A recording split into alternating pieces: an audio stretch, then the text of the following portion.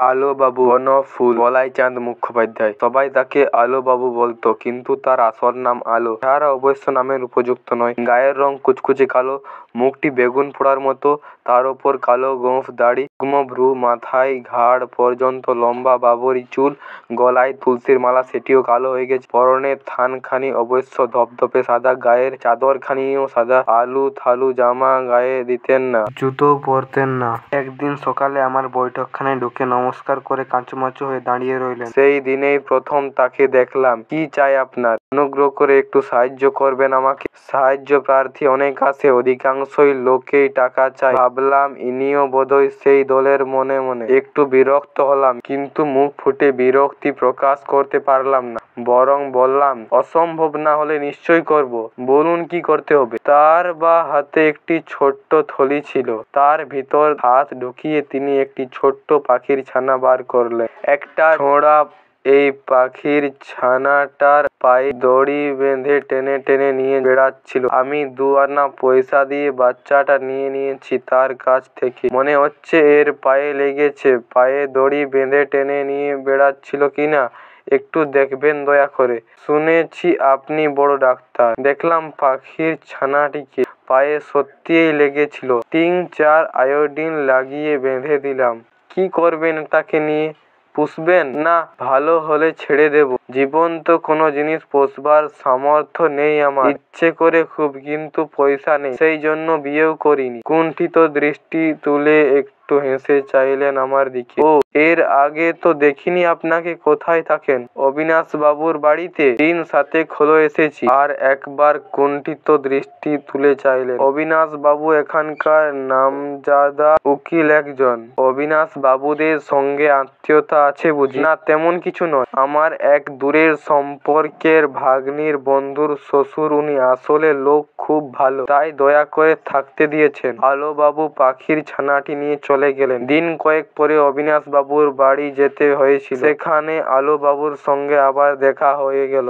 দেখলাম তিনি একটি দেশি কুকুরের পরিচর্যায় নিযুক্ত হয়ে আছেন। আমাকে দেখেই এক মুখ হেসে বললেন, বিনু বাবুর কুকুর এটি। কুকুর পোষার শখ আছে, কিন্তু সেবা করতে জানেন না। দুটো চোখে এতক্ষণ পিছুটি ভর্তি ছিল। তুলো ভিজিয়ে পরিষ্কার করলুম। আর কুকুরকে সারাক্ষণ বেঁধে রাখলে কি চলে? ওদের সঙ্গে খেলা করতে হয়। কুকুরটার দিকে চেয়ে তার মুখের সামনে টুসকি দিতে লাগলেন। লেজ নেড়ে নেড়ে খেলা করতে লাগলো কুকুরটা। বিনু অবিনাশের ছেলে, বয়স 10 বছর। অবিনাশ বাবুর সঙ্গে দেখা হলো একটু পরে। বললাম, আপনার এই আলোবাবুর লোকটি তো অদ্ভুত ধরনের মনে হচ্ছে। হ্যাঁ, অদ্ভুত। স্নেহের কাঙ্গাল বেচারা, গরিব খুব। আপনার সঙ্গে আলাপ হয়েছে নাকি? হ্যাঁ, এক পাখি পেশেন্ট নিয়ে গিয়েছিলেন আমার কাছে। দেখবেন তো যদি ও চাকরি বাকরি জুটিয়ে দিতে পারেন কোথাও। সেবা করতে বড় ভালোবাসে, বিশেষত সেবার পাত্র বা পাত্রী যদি অসহায় হয়। দিন কতক পরে সিভিল সার্জনের সঙ্গে দেখা হলো। একসঙ্গে কলেজে পড়েছিল। কথায় কথায় আলোবাবুর কথা উঠে পড়লো। সিভিল সার্জন বললে, এখানকার হাসপাতালে ওকে প্রবেশনার ড্রেসার করে দেখিয়ে নিতে পারি, তবে 10 টাকার বেশি এখন পাবে না। পরীক্ষায় পাস করলে তখন মাইনে বাড়বে। আলোবাবু হাসপাতালের আউটডোরে রোগীদের ঘা ধোয়াতে লাগলেন। মাসখানেক পরেই কিন্তু চাকরিটি গেল তার। একদিন আমার ল্যাবরেটরিতে এসে শুষ্ক মুখে বসে আছেন। কি খবর? আমাকে দূর করে দিলে কেন? একটা লোকের পায়ের ঘা কিছুতেই সারছিল না। সে-ই আমাকে একটা ওষুধ দেখিয়ে দিয়ে বললে, ওই ওষুধটা দাও, তাহলে সেরে যাবে। ওটা লাগিয়ে অনেকের নাকি সেরে গেছে। দিলুম ওষুধটা লাগিয়ে। প্রায় সঙ্গে সঙ্গে লোকটা চিৎকার শুরু করে দিল। সে এক হৈ হৈ ব্যাপার। ডাক্তারবাবু এলেন। তিনি তো চটেই লাল। বললেন, কার হুকুমে তুমি ঘায়ে কার্বলিক অ্যাসিড ঢেলে দিয়েছ? আমি আর কি বলবো? চুপ করে রইলাম। ডাক্তারবাবু আমাকে দূর করে দিলেন। আমি ওর ভালোর জন্যই ওষুধটা লাগিয়ে দিয়েছিলাম, আর ওর কথাতেই দিয়েছিলাম। আমি চুপ করে রইলাম। কি আর বলবো? সত্যিই অন্যায় কাজ করেছেন। কিছুক্ষণ বসে থেকে আলোবাবু চলে গেলেন। কষ্ট হতে লাগলো ভদ্রলোকের জন্য, কিন্তু কি করব ভেবে পেলাম না। দিন কয়েক পরে অবিনাশ বাবুর বাড়ি থেকে বিদায় নিতে হলো আলোবাবুকে। শুনলাম অবিনাশ বাবুর স্ত্রী দূর করে দিয়েছেন তাকে। আলোবাবু যা করেছিলেন তা কোনো মা সহ্য করতে পারেন না।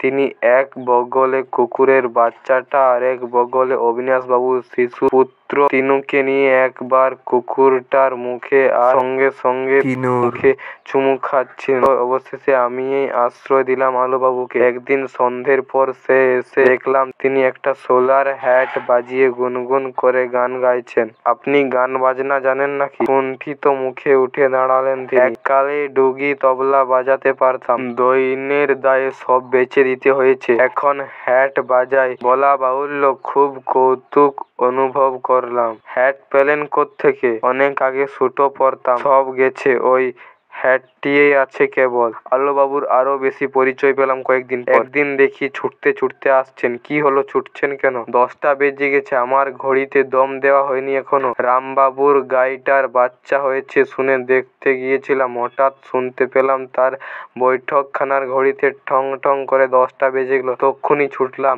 আমার বাড়িতে ঠিক 10টার সময় দম দিই। আমাদের যেমন খাবার ঘড়ির তেমনই দম। বেচারির খেতে দেরি হয়ে গেল আজকে। তাড়াতাড়ি ঢুকে পড়লেন নিজের ঘরে। আমি একটু অবাক হয়ে গেলাম। আলোবাবুর যে ঘড়ি আছে তা তো জানতাম না। তার পিছু পিছু এসে একটু আড়াল থেকে দেখতে লাগলাম। দেখলাম ঘরে ঢুকেই তিনি নিজের ভাঙা তোরঙ্গাটা খুললেন, তার ভেতর থেকে বার করলেন একটি ছোট্ট টিনের বাক্স।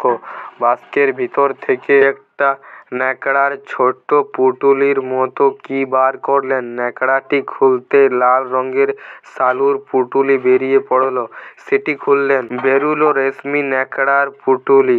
সেই খুলতেই বের হলো খানিকটা তুলো, তারপর ছোট্ট ঘড়িটি। তিনি পুরো কাপড় ঢাকা ঘড়িটিকে আঙুলের মতো রাখতেন তিনি সযত্নে। ঘড়িটি বার করে চাপটালি খেয়ে বসলেন। তারপর চোখ বুজে ধীরে ধীরে দম দিতে লাগলেন। মনে হলো যেন পুজো করছেন। অবিনাশবাবুর কথাটা মনে পড়ল। স্নেহের কাঙ্গাল বেচারা, জীবনে কিন্তু ভালোবাসার সুযোগ পাচ্ছে না কোথাও। সব স্নেহ তাই উজাড় করে দিয়েছে বোধহয় ঘড়িটির ওপর। একদিন ল্যাবরেটরি থেকে ফিরে দেখি আলোবাবু হ্যাট বাজিয়ে তার স্বরে গান গাইছেন। 2টো লাইন বারবার গাইছেন। আমায় ওরা চাইলো না কেউ, আমার কাছে রইলো না কেউ। আমি খানিকক্ষণ দাঁড়িয়ে রইলাম অবাক হয়ে। এমন গলা ছেড়ে গান গাইতে শুনিনি কখনো তাকে। দাঁড়িয়ে থাকতে দেখে থেমে গেলেন তিনি। আজ এত জোরে গান গাইছেন যে এমনি। তারপর আমার দিকে চেয়ে কুণ্ঠিত হাসি হেসে বললেন, আমার ঘড়িটা চুরি হয়ে গেছে, ঠিক সময় হয়তো ভালো করে দম দিতে পারবে না। টপ টপ করে তার চোখ দিয়ে জল গড়িয়ে পড়ল কয়েক ফোঁটা। আলোবাবু এখন পাগলা গারদে আছেন। সমাজের সাথে তিনি নিজেকে খাপ খাওয়াতে পারলেন না কিছুতে।